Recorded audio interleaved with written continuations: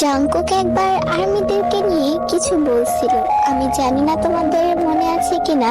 সে একবার বলছিল, যদি কোনো ছেলে তোমাকে দেখে রাস্তায় শেষ বাজায় তাহলে তুমি তাদের দিকে ঘুরেও তাকাবে না, কারণ তুমি একজন মেয়ে, রাস্তার কুকুর না। সে একদিন এটাও বলেছিল, আমাকে একজন আইডল হিসাবে ভালোবাসো, নাকি তোমার হাজবেন্ড হিসেবে, কারণ আমি জানি তোমার জীবনে এমন একজন আসবে যে তোমাকে অনেক বেশি ভালোবাসবে।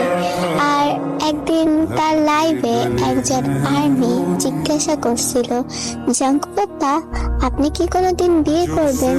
তখন জাংকুক সেই কমেন্টের রিপ্লাই দিছিল যে না, আমি কখনো বিয়ে করব না, কারণ আমি আমার আর্মিদেরকে অনেক বেশি ভালোবাসি, অনেক বেশি। Armies are my everything, you no.